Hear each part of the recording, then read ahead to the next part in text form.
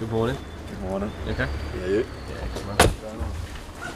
Busy one today though, a bit of media day. Media day. Morning. Morning, Joe. You okay? Good, yeah? Yeah, good man. Ready for a busy media day? It is a busy one today. Yeah, enjoy. Thank you. Okay? How are you? Good. Yeah, good. Yeah. Top.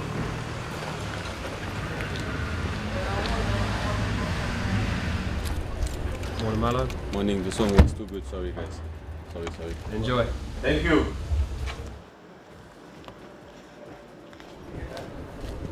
Nice one, mate. Enjoy your day. Thank you too. Morning, Rob. Camera straight on my face every day, huh? You love it? Yeah, I love it.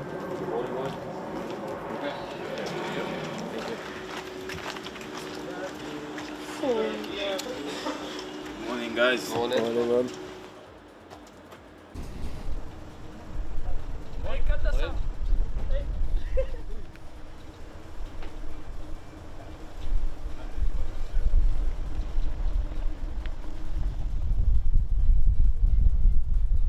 This, for me, is actually a really significant signing for Chelsea because it's completely different to what they normally do.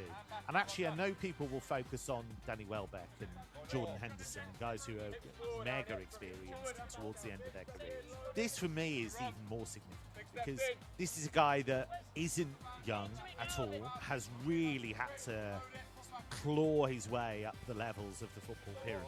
He was playing in the second tier for Zaragoza, 4 years ago. Was it top flight when he was 24? Yeah. So this is it. He was playing, he's really gone up the levels, but he says himself that he's improved the whole way through. Every time he's got to a certain level, he's been able to make that leap up to the next stage. He's quick. He's physical. He's intense. I think he's got what you need for the Premier League. It's whether he's going to be able to be creative enough. But fullbacks are very important in a Xabi Alonso team. We've seen that at Bayer Leverkusen. We saw it with Frimpong. We saw it with Alex Grimaldo. And those two really went up a level too under Xabi Alonso. So I'm really fascinated by how it will turn out. Sorry. Quick, Malo, quick. Sorry, yes.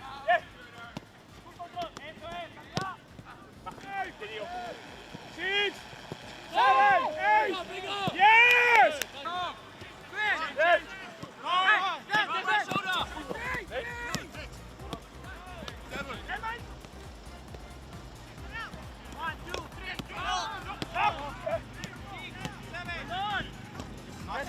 Vivo! 3, 4, 5, 6, 7. Hey, Manu! Hey, Manu! Hey!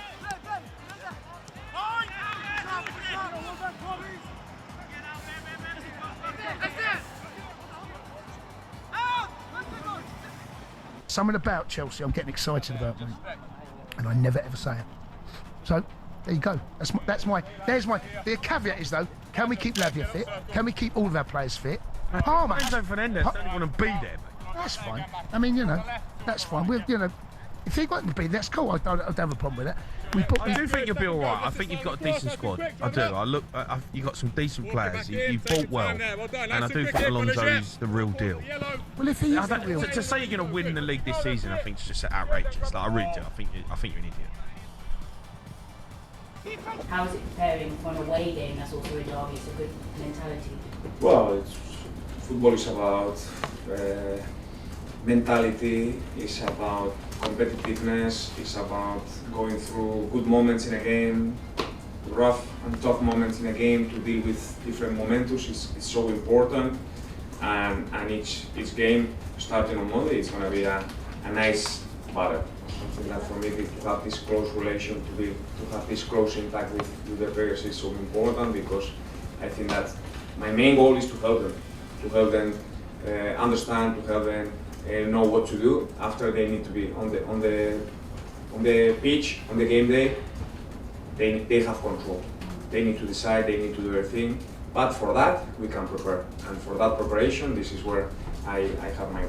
Chelsea have announced that they are rebranding their under 19 and under 21 teams as Cobham Next Gen from this season under head coach Harry Hudson.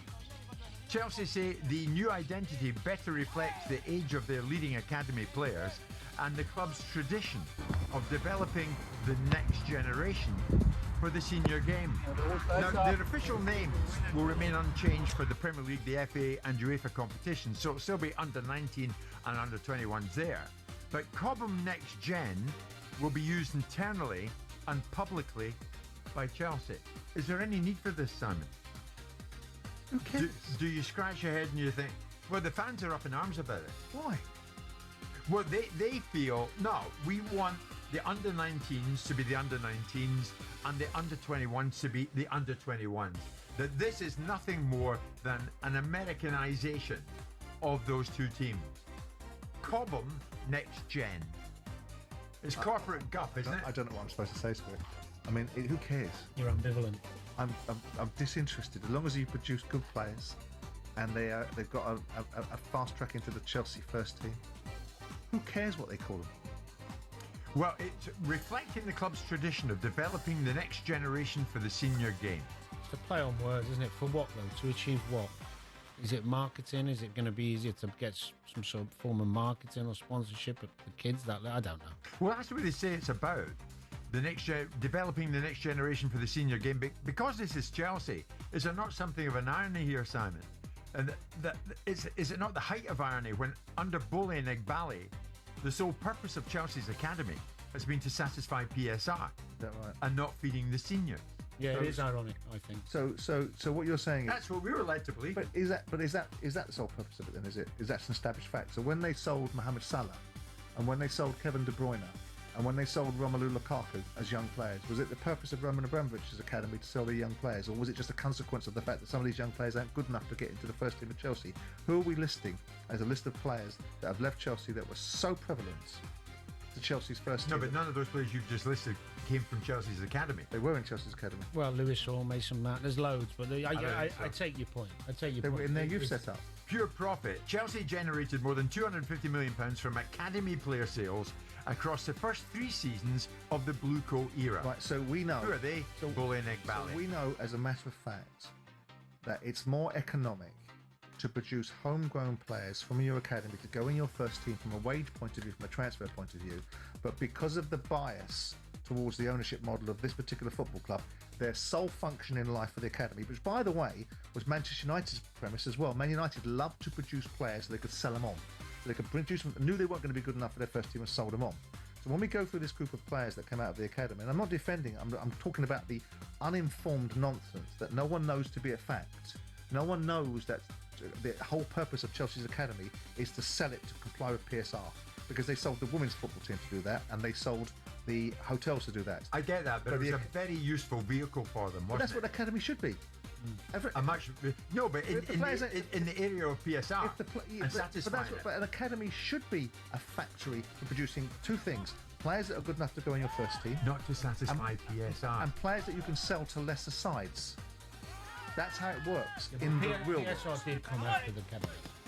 So the PSR is some circumstance. But we're seeing this conversation in an established fact, which it is not an established fact. We do not know that the business agenda of Chelsea, all we've seen is the fact they've sold players. Now, which one of these players is a shoe-in to go into their first team?